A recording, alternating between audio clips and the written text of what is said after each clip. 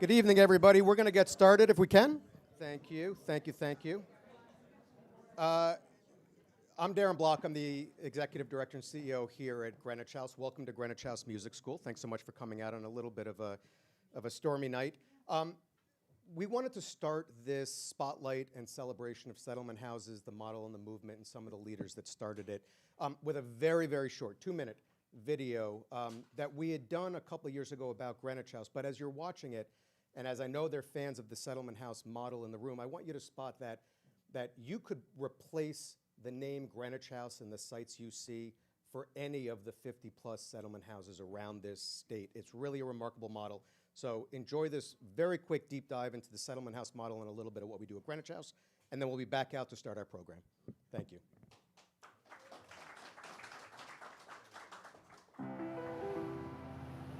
Downtown New York. Dynamic, chaotic, diverse, welcoming and anonymous, generous and tough. We live here because our neighborhoods are filled with people of every background, outlook, and experience. That's what makes this place special. But community doesn't happen on its own. It grows when spaces exist to meet our needs and bring us together. For more than 120 years, Greenwich House has been that place.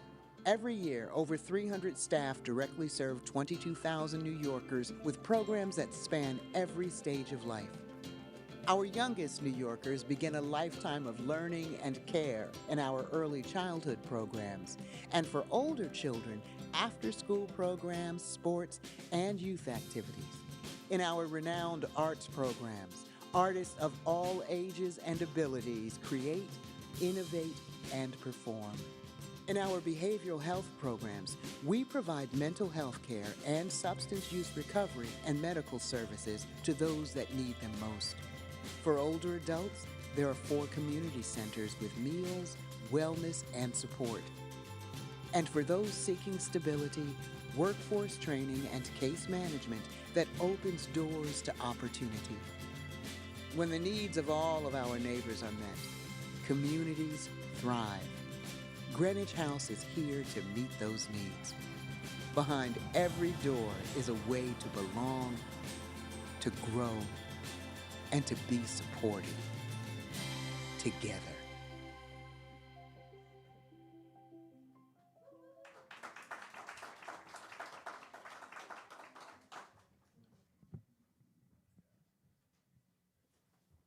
As I said, it's a remarkable model, and that's a model that you're going to find in communities around the city and around the state that have a settlement house approach.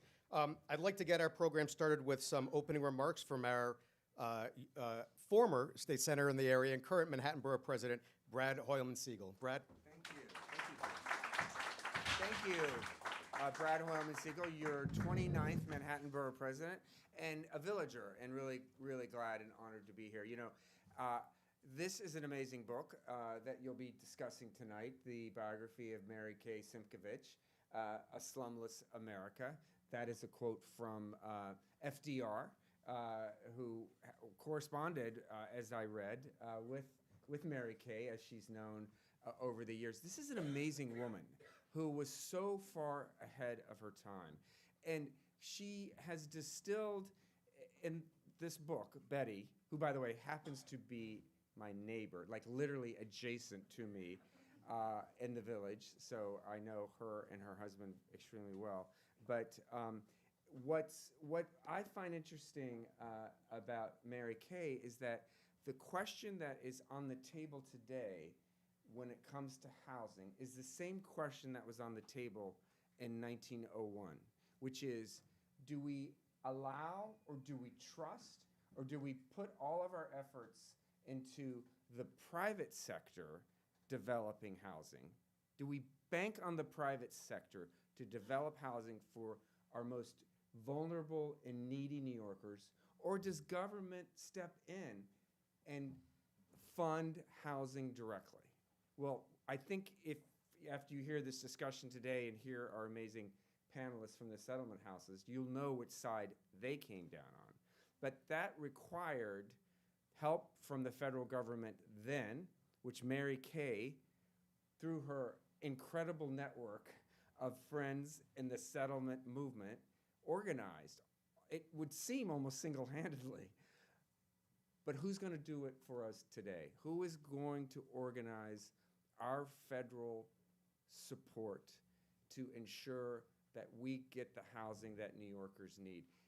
It's not happening singly through the private sector. We know that. We know that 80-20 or 70-30, while it chips away at the problem, it's so enormous. And as was written in Betty's amazing book, one of the biggest concerns in the early 1900s was that about half of New Yorkers paid more than 30% of their income toward rent.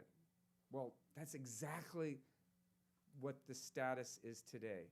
47% of Manhattanites pay more than 30% of their income toward rent. So the more things change, the more they stay the same. And that, though, I think is mission critical for, well, not just this panel, but for all of us as New Yorkers. And we know that the settlement house movement has provided so much, not just housing, but so much cultural, educational, and social opportunities for generations of New Yorkers. And I'm very proud to work closely with Greenwich House and all the settlement houses that are going to be represented here tonight to ensure that we continue to address this problem. It's a problem of equity, as we've heard from our mayor, and it's a problem of opportunity because without a helping hand that settlement houses provide to immigrant families and others, we would not have the New York City that we have today. So what a wonderful opportunity for us tonight to learn from this amazing panel.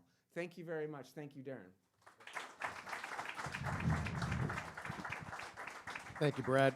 So with that, let's invite out our panelists for the evening. I'd like to start with inviting out Roderick Jones, president of Goddard Riverside. Come on out, Roderick. Susan Stamler, the executive director of United Neighborhood Houses. Rosemont Pierre-Louis, the executive director of the McSilver Institute for Poverty, Policy, and Research at NYU. And our guest of honor, Betty Boyd Caroli, who is the historian and biographer. She's an author of 10 different books, and her most recent book is the Manhattan Borough President mentioned, A Slumless America, Mary Kay Simkovich, and the Dream of Affordable Housing. So please join me in welcoming our panel.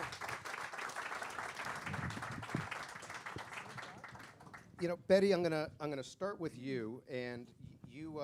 We were talking earlier. You didn't spend 4 consecutive decades working on this book, but you had started a bit ago. I'm curious, what was, when you stumbled into the story of Mary Simkovich and the Settlement House movement, what moved you about a story worth telling? I'm curious. Well, this room I've been in many times because my husband taught music here, oboe here, in the 1970s, and he gave many concerts in this room. And he came home one day and he said, when he first started here, and he said, they're talking about Mary Kay. And I was teaching women's history at that time, and I'd never heard of Mary Kay. And when I looked her up, I thought, we know all about Jane Addams. You know how many books there are on Jane Addams and Lillian Wald, who started the other big settlement houses that we know about. So why isn't there a book about Mary Simkovich? So that's why I started it. Yeah, fascinating. And Susan and Rod, you join me on this panel as 2 folks who are deeply involved in the settlement house model and movement. I'm curious, as you've reflected, and Rod, you're on the IFS board as well, International Federation. So as you reflect on the history of the model and what it looks like today, I'm curious how you reflect on that evolution, what it looked like early days, how much has changed, how much has stayed the same. So I've kind of worked in settlements actually around the country. And I remember there was a woman, Mary Hennick. She probably was about 4'2", and she would come by the center. She was a former executive director, and she would summon me to bend down to talk to me. And she would ask questions like, why are you sitting behind locked doors? And it was hard for me to explain to her, in the days of settlement houses of old, they would pull out the red cart and that was summer camp. And so right now we accept more government contracts than ever, and it has, in this evolution, it has changed our identity in that it's much more regulated, much more rules. I think that we continue, though, to stick to the tenets of settlement houses, which are most important. And beside the fact that there's geographic spread, at one point we all lived in the neighborhoods where we served, but now that in the evolution, we've had to refine the model and to expand it in ways that allow us to keep the tenets and the things that made it successful for immigrant groups. And so that's been some of the evolution in terms of model changes. Yeah, what I'm amazed about, and I've worked in and around government 25 years before I landed at Greenwich House, and I'll say, I was a bit ignorant to the model, and when I got to Greenwich House and learned that the model wasn't just baked into the legacy of a university settlement or a Henry Street settlement or a Greenwich House, but it's seen in a NIMIC or in a Chinese American Planning Council. It was fascinating to me. I'm curious, Susan, as someone who for 20 years or so has led the movement of the settlement house model, how are you reflecting on those evolutions? Well, first I have to tell you a little bit that United Neighborhood Houses is the organization that works with the settlement houses in New York State. And we have 45 members, and they have a combined budget of $1.5 billion. They're excellent partners with government. Government seeks them out, and they make sure to provide excellent services. But sometimes government sees us, as vendors. They buy pens, they buy childcare programs. And so the need to capture and stay anchored to the vision of settlement houses is really crucial, especially today, because I think settlement houses do it better and smarter. And it's really difficult to change that relationship when you have $1.5 billion on the line. Yeah, that makes sense. Betty and Rose, one of the things I was struck by in learning about Mary Simkovich and reading this book was how much of the early work was intentionally not just about the services being rendered, but building research, building knowledge to then move public policy. I'm curious, Rose, as someone who's been in and out of, I mean, you and I have worked together for a long time in government, outside of government. You're at a research institution now. I'm just curious how you're reflecting what your relationship was to settlement house model and how you're reflecting on how that model could or is, I don't know, adapting to research and evidence-based approaches. Thank you for that, and good evening, everyone. Great to see all of you. I'm so happy to be part of this panel because this really reintroduced me to how important settlement houses are. And when you think about that, Mary Simkovich was really ahead of her time in thinking about how do you bring researchers from Columbia University to help them address some of the most intractable issues that were being faced here in Greenwich Village, and then taking that information to policymakers to make realistic changes to bring back to the community and for the city writ large. I run the McSilver Institute here at NYU, and as someone who is not a researcher, I'm a recovering lawyer, as I like to say, and someone who's been in the trenches of legal services, being a commissioner, being a former Manhattan deputy borough president. I think our hallmark is that we understand intimately that we need to get out of the campus and into communities, and to partner with settlement houses and other organizations in order to leverage the academic enterprise, whether it be research, policy, data, statisticians, all of that information to support community efforts. We've done this around Black youth suicide. We're currently doing this related to maternal health and mental health and early childhood education. So Mary was so ahead of her time in this regard. And it's something that I advocate as someone who works in academia, that we have to connect, what I just said, all come together and think about how we can collaborate, because I see this as a researcher as part of my responsibility running a poverty institute. Yeah, and Betty, Mary saw lots of different challenges through the lens of Greenwich House and settlement houses, but she focused on public housing. Well, she did, but she knew that the rest of the country didn't agree, I would say many people don't, people should build their own houses. You hear it today the way she heard it in 1901. It's okay for the government to build sewers and water pipes, but houses are for people to take care of. Anyway, I wanted to emphasize that one of the first things she did was to set up, and of course we're talking about a settlement house over on Jones Street, 26 Jones. It's still there, it's a brownstone, a family home now. But one of the first things she did was to set up social investigation committees and brought down professors from Columbia and brought in students to research how people spent their money. I think we'll probably get back to this later. Mortality rates. Why did one community have such a high infant mortality rate? She was really, I want to say, of all the settlement houses, she was ahead on that, making it really a research institution.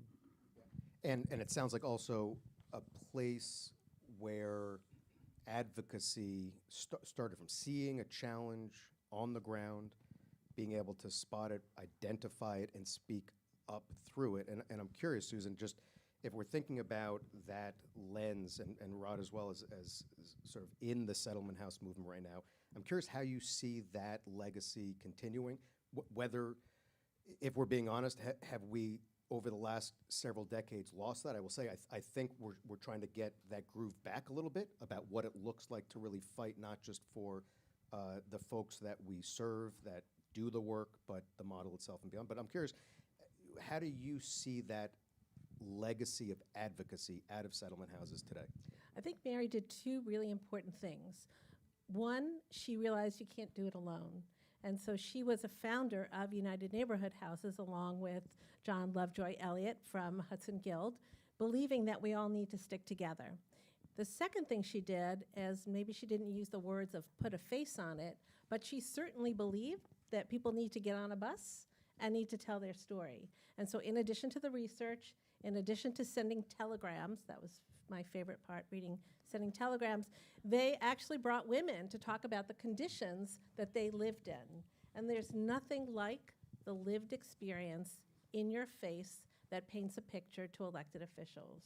No matter how much technology we have to go back to doing that same old get in front of electeds and make sure they understand the face of the mothers who came to talk about it. Which, and to I guess any of us running settlements, one of the things that I think is a little bit of a misnomer is what we mean by the settling at a settlement house. This was something where the gilded class of our city sometimes settled in a neighborhood to do what you're talking about, Susan. And I'm curious, Mary, Susan, Rod, if you want to talk a little bit about, just to folks who are still becoming familiar with the history of that model then and the legacy of it now, kind of what that looked like for Mary to come into this area and settle here, to work with neighbors, with community. I think that when you, as you referenced Jane Addams and others, it was a part of the concept and the framework which we still hold dear, that we are partners and neighbors with our neighbors, not visitors, not transplants. So sometimes we talk about community-based organizations, but that really means that they came and opened a lease. I think Darren is referencing something that's very different. Mary, like others, moved into the community so that we were parallel with the people because we believe that people are capable and that they're able. And it's not about us doing to, but doing with people. And so that surveillance function that you talk about, we still maintain that. Whether it was Lillian Wall, who did over at Henry Street, who did the early work in home nursing, all of those innovations actually grew, and those are forms of advocacy. So whether it was community home nursing or whether in VNS they grew out of us, or the NAACP would have grown, a part of the driving force was really the settlement houses work. But it grew out of our understanding of what's happening. It's a key part. It's not simply delivering services, but it's the partnership and understanding of the norms, morals, and values of a community. Because a part of our real work is how we mobilize people for their own change. I think it's an interesting point to take a little bit of a pause here from what I think is a well-deserved celebration of progressive values to acknowledge an element of stain on some of this movement, which was the racism that was inherent in so much of how some of these settlement houses in early forms took form. And so, Betty, I was, as we were looking through some of this, there's an excerpt in the book that talks about activities at Greenwich House were not integrated. And in March 1905, its director went further in promoting a color line. She took full responsibility for the change, calling it her own personal feelings that our interest as a society in the African American community should now cease. And that's pretty stark language. And I'm wondering if you can help us reflect on what that looked like then. When Mary opened Greenwich House in 1902 over on Jones Street, as we said, she was very pleased to come to this neighborhood because it was such an ethnic mix. She knew that the number one group in numbers was the Irish, but the Italians were rapidly replacing them. 1900 to 1914, we know, were the big years for Italian immigration, and particularly Southern Italian immigration, and she was happy to work with them. But she also said, we have Russians, we have French. She knew that she had a mix. And of course, Minetta Lane, which is, you know where that is, right? Right over here, had the largest settlement of blacks in Manhattan. 25% of the blacks in Manhattan lived in Minetta Lane. So she had a real mix. She said it's not a melting pot, it's a boiling kettle. And at the beginning, the Irish and the Italian guys fought a little bit. You know, they had their rivalries. But it then became clear that neither the Irish nor the Italians would work alongside blacks. And so she set up separate, penny bank clubs for them. And that didn't work. And that's when she said, basically, we won't be working. They did do home visits, but she felt that she was a big, as I'm sure we'll get into later, she was a big compromiser. To make something work, she would put up with a lot of fallout, things that didn't work. And that's the word that stuck with me when I was thinking about that, that there was a pragmatism to it. There was that enormous for someone that pragmatism. carried, I think, such progressive values, that to see that pragmatism in action in such a starkly painful way, sad way in reflection, and I get it, we're all a reflection of our time sometimes, but those times also reflected folks with bold values that stood behind it. And I'm curious, just as a historian. Yes, I wouldn't want you to go away with the idea that that statement you read meant that she was prejudiced against blacks. She was an advisor on some of the very early studies of the high mortality among blacks, why they died at a younger age. When Mary White Ovington, a woman who wrote a classic book on blacks called Half a Man, when she decided to write on the subject, she came to Mrs. Sim, as she called her, because she had a clear mind and would give good advice. And the first thing Mary told her was, you don't know anything about the black community. You've got to live among them and learn. So she funded a lot of studies. I wouldn't want you to go away. I don't think it's prejudice. It was pragmatism. Yeah, Rod, you have something on that? And actually, around the country, there was a proliferation of black settlement houses. Yeah. And many of them still exist. I worked in St. Louis for a good stint, and there were several. And actually, most of the settlement houses of color were actually founded by the white settlement houses who felt they couldn't cross the line. And so it was an incubation and development of black settlement houses. And Rose, something we talk about a lot is that as someone on the policy side, we kind of think about quote unquote kind of progressive policies. And when we think about both Mary and other settlement house leaders, and you think about folks who were deeply involved in labor movement, women's suffrage movement, public housing, and more. I mean, these are wildly progressive, incredibly beneficial efforts. But at McSilver, and your work is looking at sort of not just the systemic and racial inequalities, but like you can draw a line from that time to here. I'm curious, as you're looking at that, kind of how your research is showing these kind of progressive efforts in the past having widened or narrowed some of those racial gaps. So obviously, this is not to Mary. This is kind of a statement writ large that many of those progressive policies in practice and also intention marginalize black people. So when we're talking about that color line, some people know that as redlining, right? So when you look at during the New Deal and you have the Federal Housing Administration, they intentionally, by developing that program, redlined communities. So even to this day, when you talk about housing, access to fresh fruits and vegetables, I mean, I live in Harlem. We got a Trader Joe's 2 years ago. That may seem normal to all of you, or banks that weren't there, that we celebrated in the 2000 banks. This is all part of a history of redlining as part of development. Everybody loves to read The Power Broker.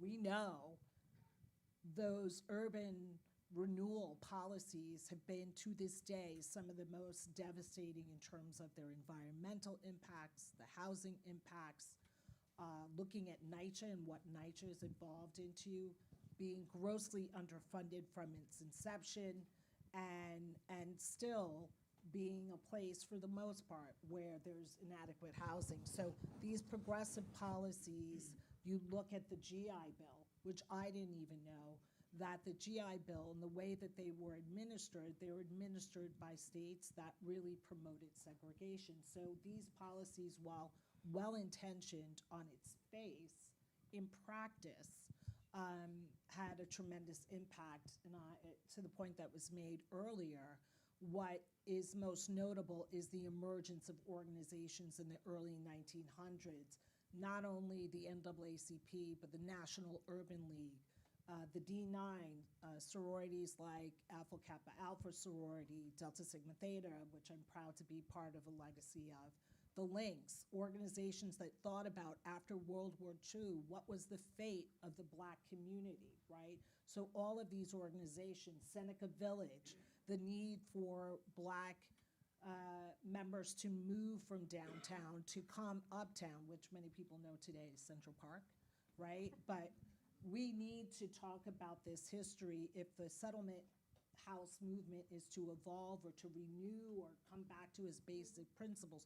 We have to understand that and embrace that, and more importantly, have people that look like the individuals that are being impacted at the table. I love that. And Susan, I'm curious. Yeah, please. That's what we're trying to do.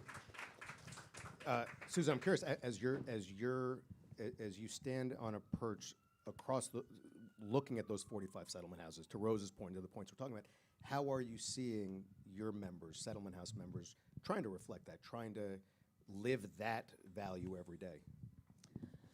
Well, even just in the last, 20, 40 years, the leadership of settlement houses have radically changed. When you looked at settlement houses outside of New York, and they were throughout the country, and worked with Rod, more settlement house leaders were of color than in New York. That has so changed. I think that today meaning now in the last 10 years, there's been much more intentionality about making sure that leadership reflects their community. Yeah. And I love the discussion of leadership because it gets me into something that I really wanted to talk about, which so many settlement houses early days were founded by women. And I think, I talk about, so many women at that time. And Rose, Betty, you make a quote in your book talking about that they credited the early settlement house leaders as part of a female domain that helped women advance in the profession, especially in new fields like kindergarten and teacher, athletic instruction, researcher, and social conditions. And can you talk about what that looked like for women at that time finding and working through settlement houses and these kind of places as their entrepreneurial outlet, their creative outlet, yeah, please. Well, remember when Mary graduated from college, 1890, there were very few job opportunities, and she really just stayed home for 4 years and was kind of depressed, and finally got herself out and did what she did. But the job opportunities were extremely limited, and one of the needs was for a place for women, particularly college-educated women, to get together with other women to encourage research, to get funding, and that's what Mary did here. There was a woman who came to teach. I don't know if she had a college degree or not, but she came here. She came to Jones Street. At that time, yes, they were still on Jones Street. She came to teach cooking because the immigrant women needed to be told about local products and so forth. And she noticed that the ethnics spent their money in different ways.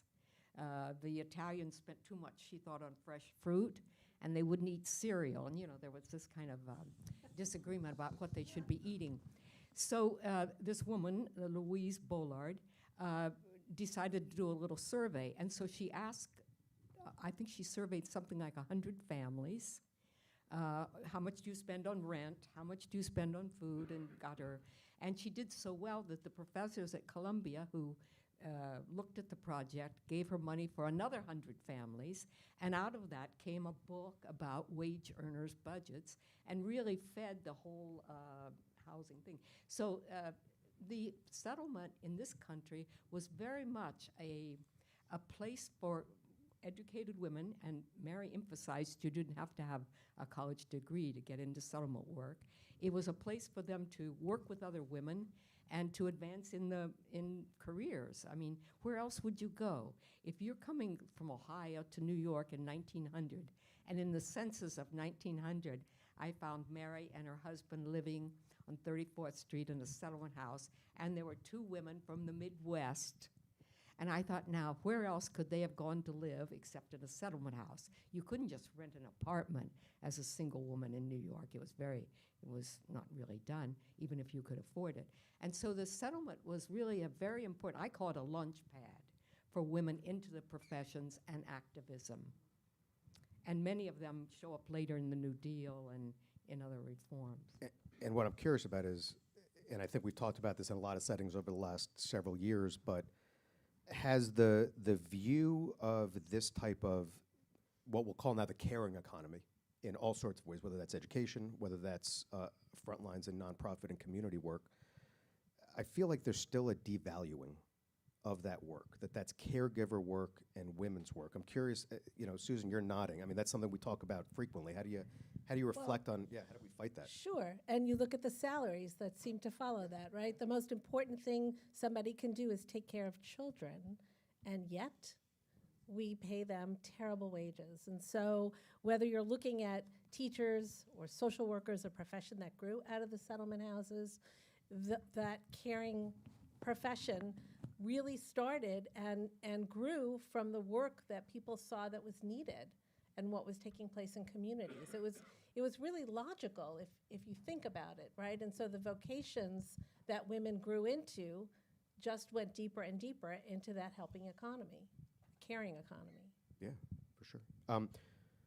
Want to go back for a moment on research and what that looked like, because one of the things that I think I was struck by in terms of Mary moving public policy and not just at a local level, but at a federal level and really changing the dynamic of it. And Betty, I'm curious if you can talk a little bit to kind of, there's a quote in your book that talks about, she described herself as a practical sociologist and drawn into her life work through the curiosity as to the causes of poverty and human inadequacies and various kinds of desire to help people.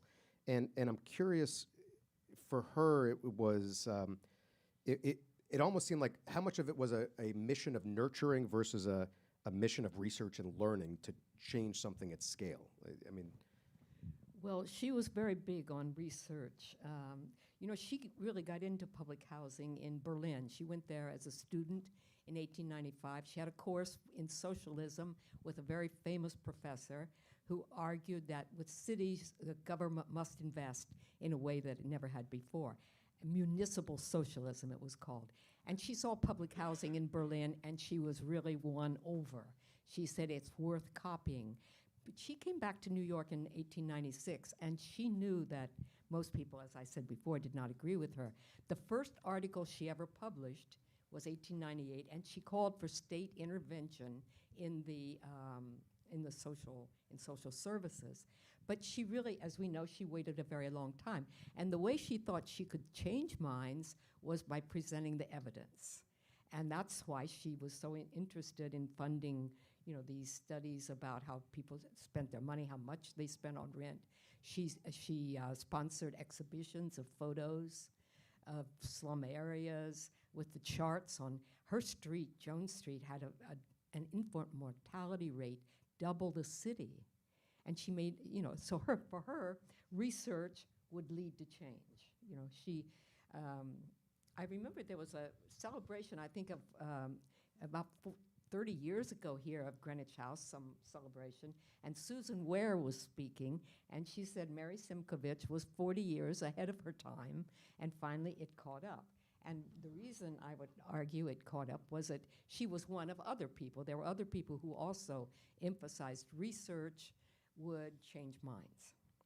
And to the point of research changing minds, Rose, you're at a research institute right now. I'm curious, the through line you see around that research from ground up versus at a large educational institution that is doing sort of high level research. But if you're is that something we need to get back to, or do you feel like there are pockets of that on the ground doing research that's making its way up?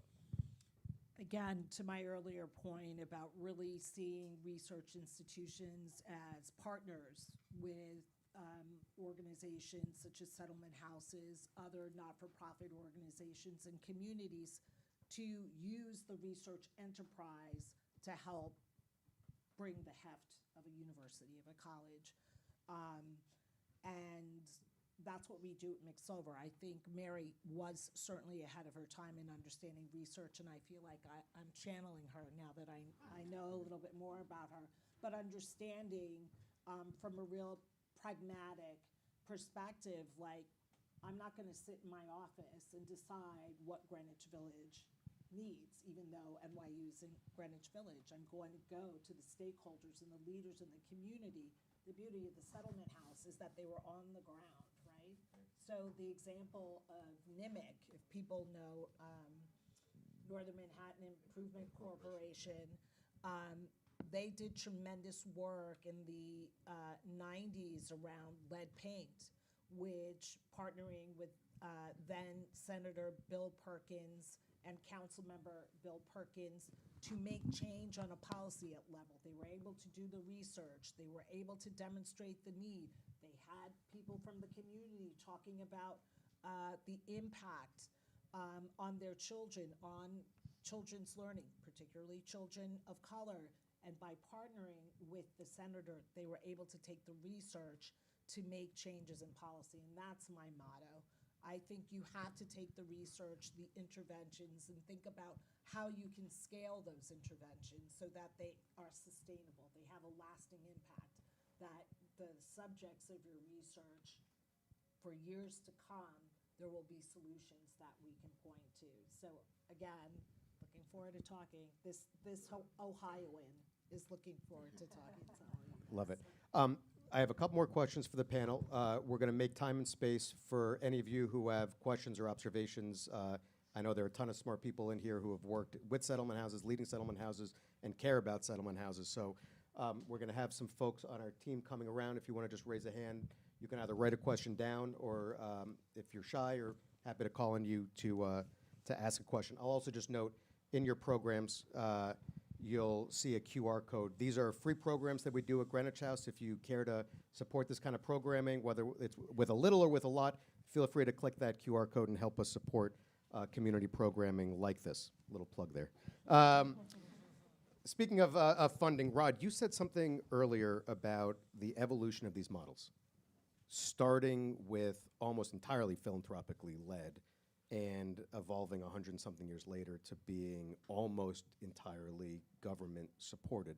On one hand, I think Mary saw the value and the need to get public investment in these most critical social services and needs and areas, but there are challenges that come with government as a partner. I'm curious how you reflect as another leader leading an organization that's like this, and where you see that line, and then I'd like to Susan, the same.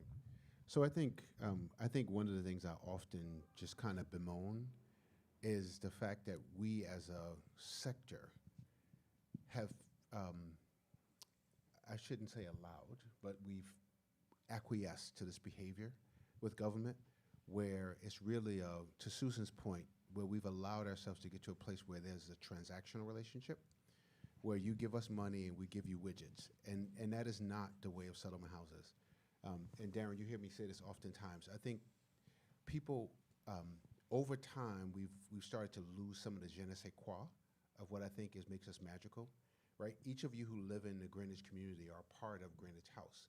And so it takes a relationship, an intimate relationships with a living room of community. And so there's a cost to that. So if you're on the Upper West Side, I was talking to Rose, the Dems meet in our buildings. When there's a community issue, they meet in our buildings. That comes at a cost to us. None of that comes by contract. And so over time, I think while we've had to adapt ourselves in terms of how we do our work, there's some fights we still have to make in terms of being able to preserve ourselves and the tenants. Because it never does us good to get into a relationship where it's a vendor-contract relationship only, because we will lose the very thing that has allowed generations of first-time Americans to move to economic stability. And so I think there's some work to be done there. And I think when you talk about Mary's love for research, every executive director of a settlement house understands that concept, because we live in the world of what we call at Garda case to cause.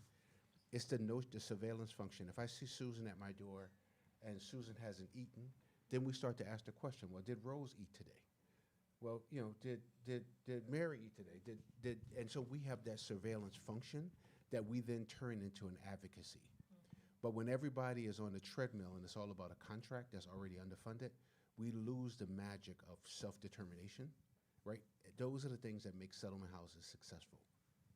Yeah, I often use the term, I'm trying to create a sense of shared responsibility. That's it. And if we're at the center of a community, working with the community, for the community, and the coolest thing I've found in the settlement house model is the idea that we aren't one thing. We evolve with the changing needs of our neighborhood. We're going to lean in and pull back as those needs change. And I think anyone who works at a settlement house, I think that's one of the things that keeps it interesting, I think, for us, but also just hyper connected to a neighborhood and a community. Betty was a little hostile to the idea of, Mary was a little hostile to the idea of philanthropy's role in some of this. She was advocating for government to come in. Well, she saw charity as very limited. I can share a Simkovich moment I had the other night on the subway. This woman came through, a young woman with a child in tow, maybe 3 or 4 years old. She was selling candy bars, and the man across from me pulled out a bill, I don't know if it was a 5 or a 10 or a 1, and gave it to her and said, "Keep the candy." And she thanked him and walked on, and the man sat back looking rather satisfied with himself that he had helped her out. And I thought Mary Kay would say, you should be asking what brought that woman into the subway with a child at this hour. Was it the high cost of housing, or was it that she's not trained or educated to do a job that will afford that? She was always, it wasn't that she was against charity, she was just furious at people who felt they could give their little donations or even their big donations, and that took care of the problem. So. Susan, please. Yeah. I just want to say, I think government does count on settlement houses. They may not want to pay you, but they do count on you, whether it's in a post 9/11, whether it's a Hurricane Sandy, whether it's COVID, and God only knows what we're living through now, that government knows that you're there and they count on you. They're not going to make it easy. They're not going to remove roadblocks. They're not going to change ROPs. They're not going to, do whatever. And that's the advocacy we need to do. But I do think there's a recognition that settlement houses specifically are the anchors and the front doors in their communities where people come.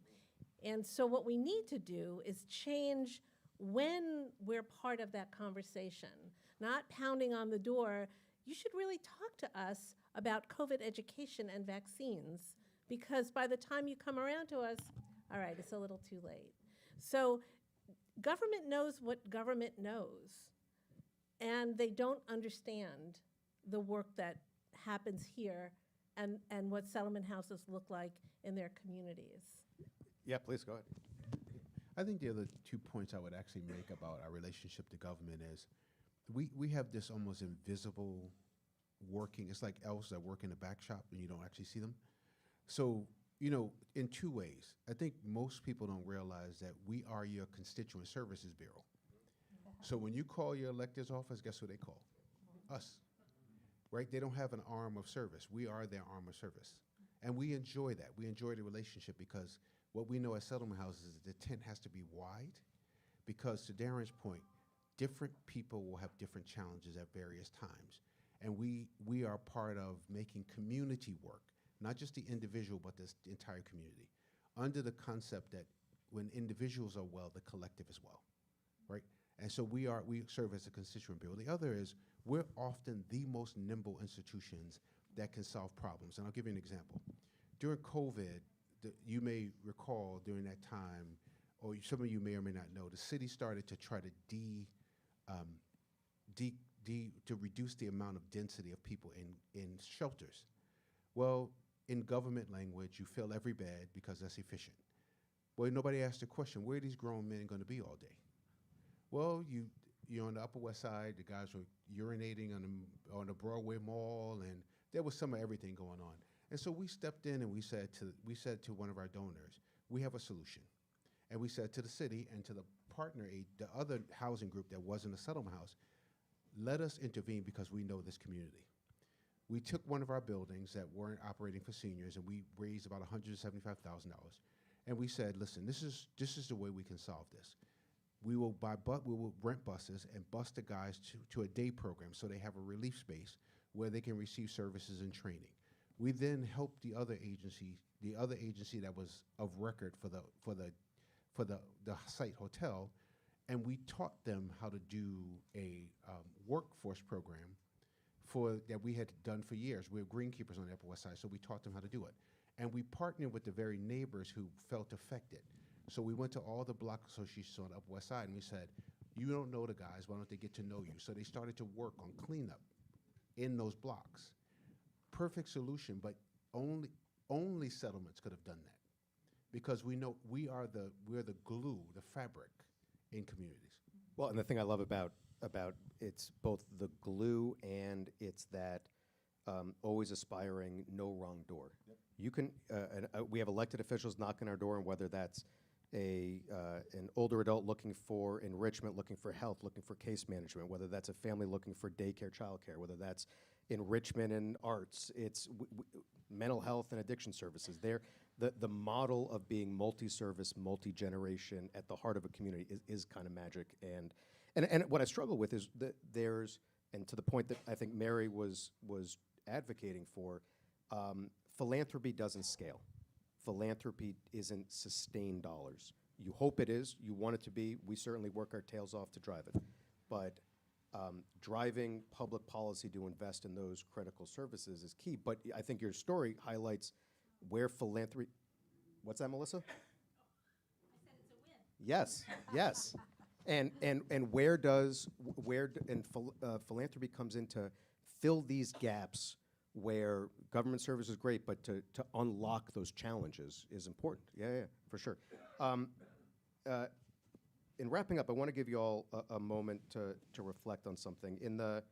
Mary Simkovich lived at Greenwich House until she passed, and she spoke with a reporter in 1950, a reporter from the New York Times. She said about Greenwich House's founding, that at the time of its founding, the job was to help people adjust to the new world, whereas by 1950, it helped people adjust to a new world, not helping to a new land, excuse me. And I think what that looks like, I love it because it talks about these evolving roles that I mentioned. I'm curious, just going maybe from Rod down, if you think about the role of a settlement house now and what you'd like to project out 50 years. Most of us have been here for a while. What are you picturing that settlement house model and movement looking like? Yeah. You know, I think whether it was in Mary's days or it's now, I think the tenets of settlements will remain the same, right? And some of them include things like there's a reciprocal relationship between the institution and community, that we will always cover the entire lifespan, and that we will always have a duty to understand and respect the norms, values, and mores of the communities for whom we serve with. So I think that will always be true. I think that there will be, as we've experienced now, there will always be some evolution in terms of spread. I think we've long since started to move from being isolated in the neighborhood. I think right now we've got 40 locations, but we hold on to those tenants. And so I think that you will find that that will be the way it is. I think what is hard to forecast, though, is what the real community social issue is of the day. When I think about our roots date back to the Wilson Industry School that helped women develop vocational skills on the Lower East Side. We're no longer on the Lower East Side. But in that, what a woman's experience today is not the experience of yesteryear. And so I think a lot of the future very depends on whether we like it or not, the larger behavior of policy. Susan, what's your vision? I don't think it's going to change much, but what I hope changes is the recognition that we have to take the chains off settlement houses to allow them to be settlement houses. And so I think we're paying for some of the mismanagement of government money that happened early on, and we got all these crazy regulations on contracts, but you can't move that way. And I think there's, especially as we head into the next year or two, there's going to be a realization, both by private philanthropy and government, that we need institutions that have the ability to be nimble, make decisions that whatever the situation is confronting the community, and move forward.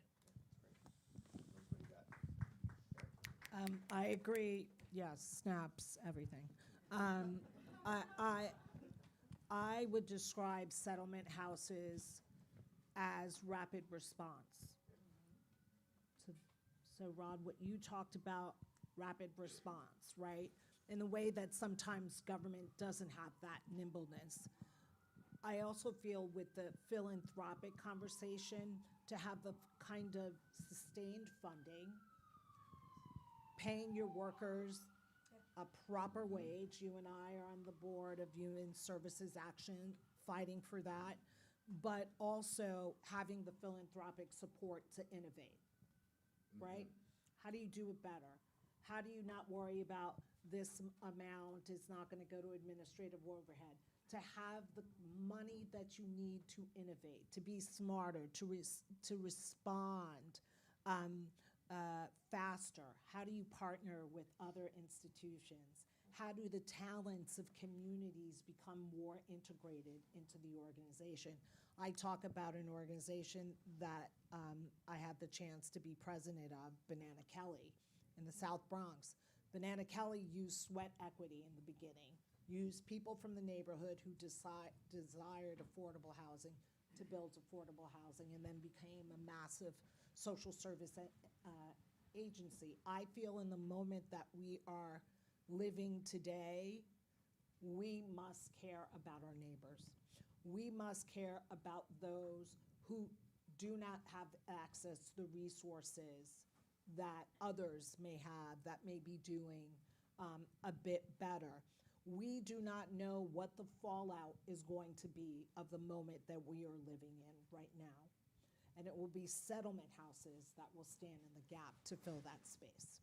Love it, love it, love it. I'll also just say, it's that the idea of crisis response is amazing. And I feel like we minimize it on settlement houses. During COVID, Greenwich House, and we are one of tons that did this, but we delivered 70,000 meals, having the year before never had home delivered meals. But government said we need a bunch of people to do it. Settlement houses figure that stuff out. I love that answer. Can I say one more thing? And also to document it in a way that it speaks to government, it speaks to donors, it speaks to philanthropy, right?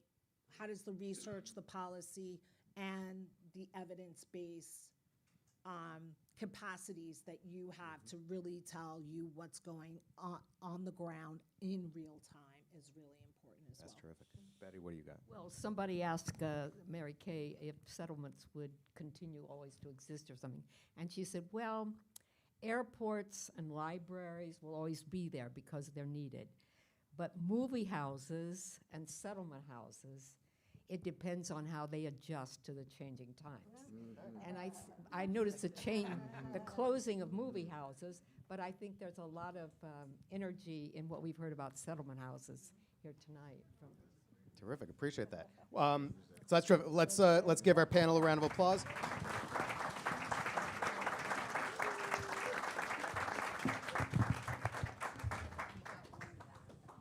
Terrific. We have someone in the back that I think wants to start us off. Yeah? Is there light back there? There is, and I'll repeat what you say if we have trouble hearing it, but let's see what you can do. So this is a question open to anyone on the panel, but I feel the lawyer on the panel might know some more expertise on this. Under a post-penal rule, we've observed the discussion surrounding affordable housing move away from public purpose as a collective good. I'd argue this has shifted the debate around housing projects from community values towards economic incentivization. As such, how are third sector advocates able to maintain competitiveness against the economic powers of the private sector and within the public image, or is the movement dependent on a pseudo-pink tide in local government?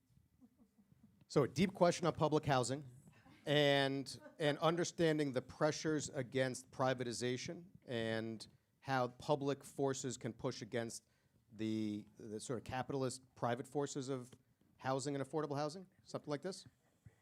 I mean, I'm not sure that you're dealing with a affordable housing set of experts. I can ask how Mary might have said or asked how to push against, no. But I love the question. I'm not sure that we have the best panel here for it. You do housing? Rod's going to take a crack at some housing. There we go. So I think if I understand the question, I'll give it my shot. I didn't hear it completely, but I think there is always a tension between the fact that a private sector can actually make money from housing development. I think New York has done a good job of creating a balance. So we do housing, we do affordable housing. We're also in the RAD project of conversion of public housing to privatized public housing. And so the way the city has structured, at least for us, is that we have to have the ownership, which gives us 51% of the ownership of the project.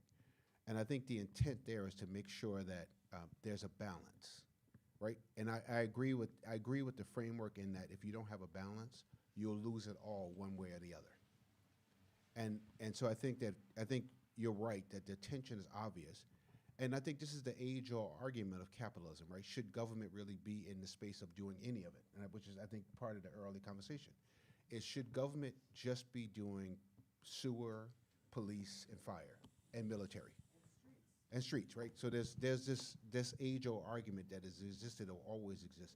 I think if you layer it on the fact that we have to walk a tightrope on not being in direct competition with private industry, because that then creates a problem for the standing of the not-for-profit sector altogether. And so I think you'll always have that tension between the two, but I do think that New York did a good job in terms of its balance by ensuring who owns the property at the end of it. And I think this just behind that is ensuring that it's always affordable, right? Because private industry, if I was a private landlord and that my building appreciated another $2 million, I might be thinking to myself, well, I don't know, mission over margin or margin over mission. Terrific. We have a question wanting to clarify a little bit about the earliest model of settlement houses and the idea of upper-class folks settling into poorer poverty communities. You Well, wanna the take first settlement house was in London in 1884, and it was Oxford graduates going in to live in East London, which was heavily immigrant and a very poor neighborhood. And the idea was that these men would live with people of lesser circumstances and would learn from them and would help them. I think it was kind of a gap year for them, because the idea was they would learn about people that they would later work with if they went into government or business. The idea wasn't they were going to live there forever, but they would gain something from it, and the people who lived in the community would gain. And so that was the model, and it quickly spread here. It's amazing that, Stanton Coit went over immediately, and that was 1884 that the first one was started. 1886, he had one going over here on the Lower East Side, and then Jane Addams followed in 1889. So the early model was a cooperative thing, and Mary really emphasized that. You know, the name is not Greenwich House. It's the Cooperative Social Settlement Society of the City of New York. And she made a big point in the Constitution of that everybody, the people that came in to be served were part of the decision-making, people who lived in the community and the people who worked there. Everybody was deciding. So that's how it started. Terrific, love it. Was Mary wealthy? No, that's something, a misconception. You know, Jane Addams inherited a lot of money. Lillian Wald had a rich backer who not only backed the house, but sent her on trips around the world. Mary's parents were not poor. They owned land, but they also had debts. They wouldn't even lend her money to when she needed it, except finally they said they would at interest if she put the property in her name and left Vladimir out. So no, they were not philanthropists at all. And that's what's amazing to me, that she came here in 1896, and by 1902, she had collected enough backers that they could open a settlement house.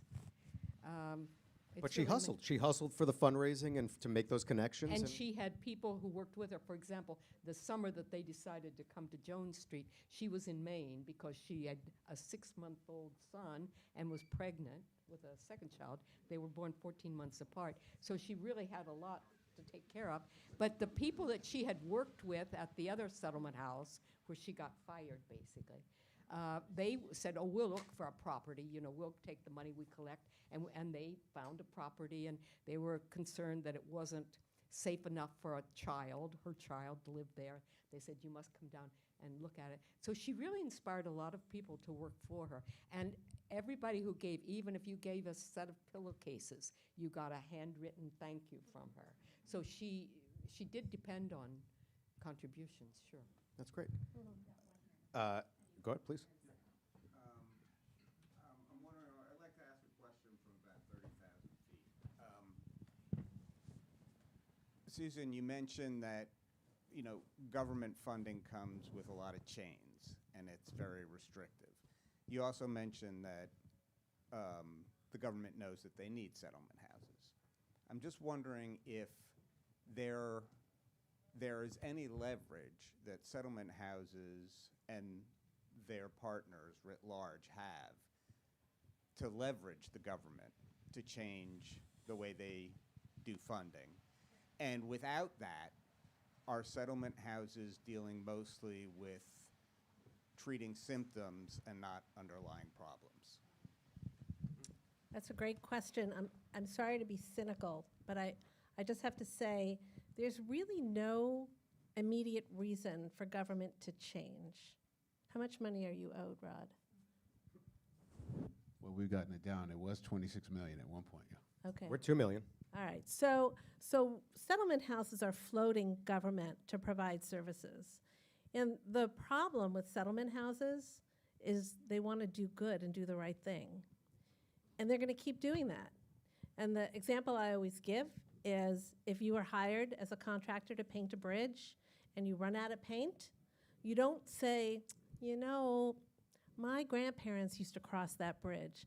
I'm just going to keep painting it. But that's what we do. That's what our sector does. What are you going to do? Close a shelter? Stop a child care program? Take the people who are there to serve the community and fire them? And government knows this. And so I do think that there will be change, and there's enough of a pressure on government realizing that they're choking the total human services sector, but especially when you're a settlement house and you have contracts in so many different agencies that it just is exacerbated.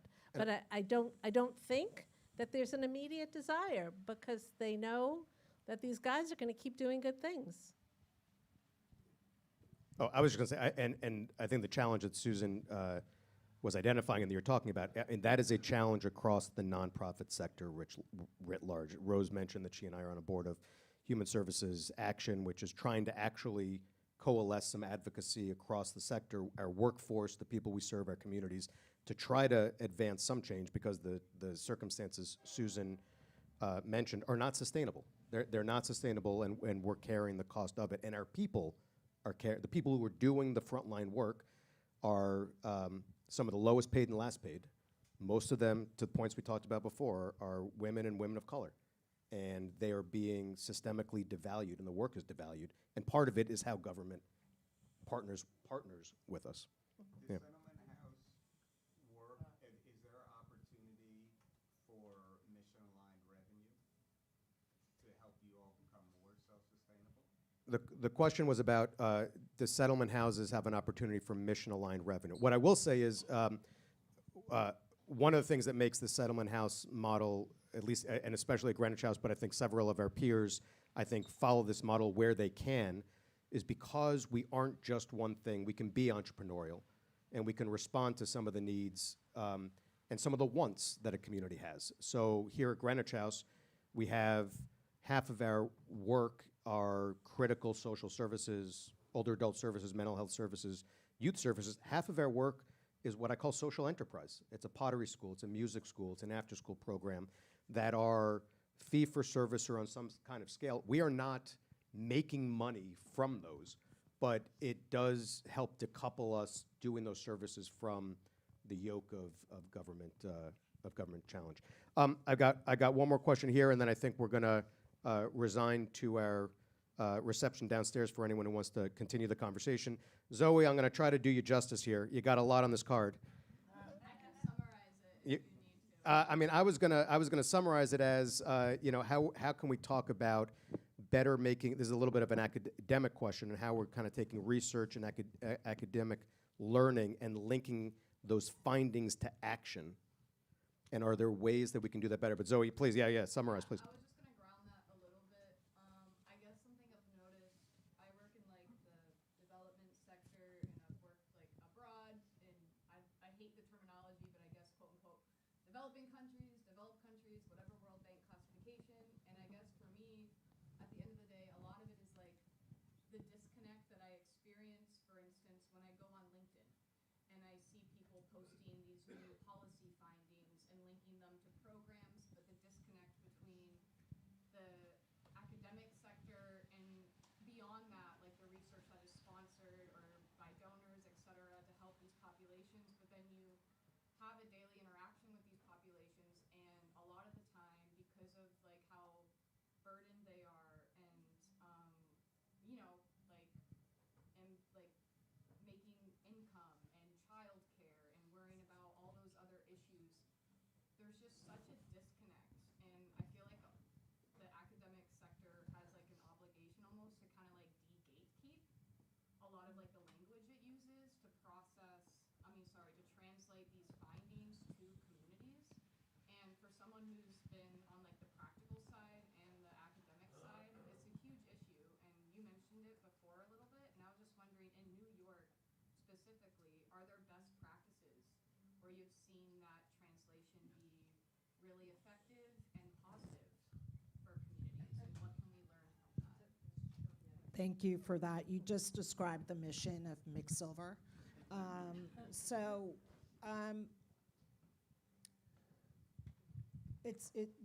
Your points are all valid. I think, again, research has to start by engaging the communities that are affected into the discussion and developing the research, right? You may think that paying the participants in a certain way works, and they're like, I don't have a bank. Exactly. Yeah. Right? Or you are using, Amazon cards, and they're like, we don't have internet. We're in the Congo. We don't have internet, right? So when you are working in tandem with people from the community that help you build out the research from the inception is a model that I embrace. I think some really great practices, this is schools around the country do this, but I think Wagner has been a tremendous partner in city government. Our schools of social work have been great in training the next cadre of social workers to embrace that as part of their research, their practice, and talking about innovations. There's still a lot of work to do. I think we have a responsibility as academic institutions to be embedded with organizations, not-for-profit settlement houses, grassroots organizations, to hear what the needs are and to think about using the academic complex to think about, together with community, how do you build these research questions? How do you think of interventions that actually work, that will have impact in the community? I'll use one experience that we did at McSilver around Black youth suicide. No one thinks that Black kids die by suicide. If you do the research and you talk to parents and leaders in the community, you know it's a very real problem. And beyond the research, which was being paid attention to within academic circles, we really wanted to bring this to the attention of policymakers. And we asked for the Congressional Black Caucus to have an emergency task force. We had a hearing and requested an emergency task force and was able to bring both academia and Congress together to think about how do we address this solution. In addition to the report that came out, we were able to talk to the director of NIH. The majority of research dollars that go for suicide research are not going to researchers of color. Yep. How do we move that needle? How do we use government dollars to do the demonstration projects to ensure that communities of color that are disparately affected by mental health have those resources? That resulted in a piece of legislation that, if it's passed, would release $800 million into communities of color to provide mental health services. Here we are, right? But I pray that one day it passes, but I think it's a real example of how academia can help with these real world solutions. And I hope that you continue to keep our feet to the fire to make sure that we are staying true to the communities that we I serve. work with NYCHA president, so I'm trying. So that's terrific. So a couple quick closings. One, thank you, Betty, for an amazing work, and appreciate the time you spent on it. I want to thank Village Preservation and Andrew Berman, who helped support this event, Susan and UNH, who helped support this event, an amazing panel of folks who I love dearly. Find a settlement house leader and give them a hug, because they're doing amazing work. And thank you all for coming out, and whatever drew you out, either a love of Settlement House, a curiosity of Mary Simkovich.